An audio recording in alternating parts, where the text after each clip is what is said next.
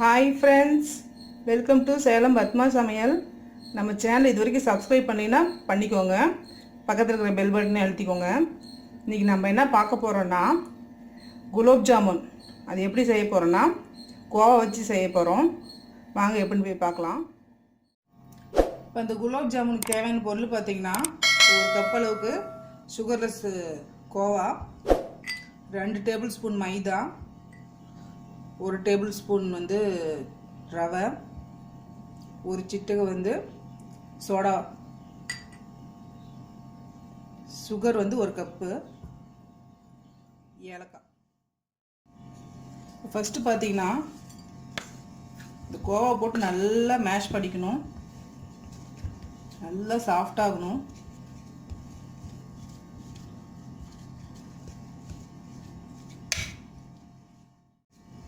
இப்போ ரவை, மைதா, சோடா மாவு இதெல்லாம் போட்டுட்டு கொஞ்சம் லைட்டாக தண்ணி தெளித்து மாவு பிசைஞ்சிக்கணும். கொஞ்சம் கொஞ்சமாக தெளிக்கணும், அவசரப்படக்கூடாது.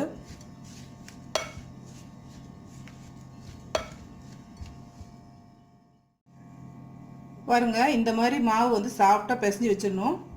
ஒரு 5 நிமிஷம் ஊறணும். இப்போ பாருங்கள், ஒரு பாத்திரத்தில் சர்க்கரை கொட்டிட்டேன் நான். இப்போ இது சுகர் சிரப் பண்ணிக்கலாம். இப்போ பாருங்கள், நம்ம சுகர் சிரப் ரெடி ஆயிடுச்சு. ஏலக்காய் அப்படி போட்டு எடுத்து தனியாக வச்சுக்கலாம்.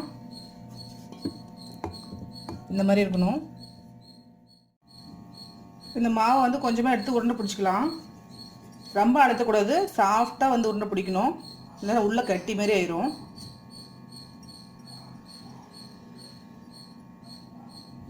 இந்த மாதிரி எல்லாம் உருண்டை பிடிச்சி வச்சுக்கலாம். பாருங்கள், ஒரு கடாயில் நான் ஆயில் ஊற்றி வச்சுருக்கேன். நான் குலாப் ஜாமுன் போட்டு பொரிச்சிக்கலாம். மீடியம் ஃப்ளேம்லேயே இருக்கணும்.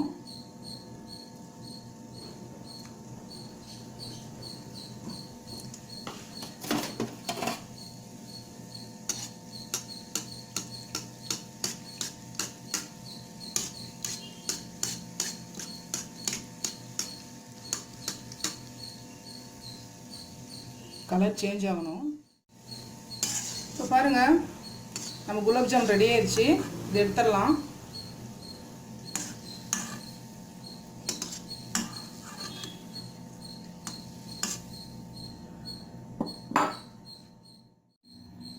இப்போ பாருங்கள், இந்த பாவு சுகர் சிரப் ஒரு பவுலில் ஊற்றி வச்சுருக்கேன். நம்ம இந்த பொரிச்ச குலாப் ஜாமுன் எடுத்து போட்டலாம் அதில்.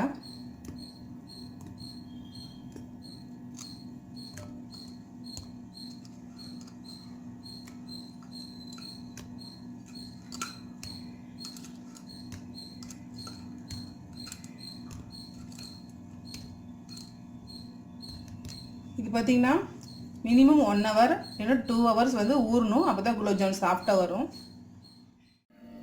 இப்போ பாருங்கள், நம்ம செஞ்ச குலாப் ஜாமுன் ஊறி நல்லா ரெடி ஆயிடுச்சிங்க. இதனால் சாஃப்டாக டேஸ்ட்டாக இருக்கும். இந்த வீடியோ உங்களுக்கு பிடிச்சிருந்தா லைக் பண்ணுங்கள், ஷேர் பண்ணுங்கள், கமெண்ட் பண்ணுங்கள்.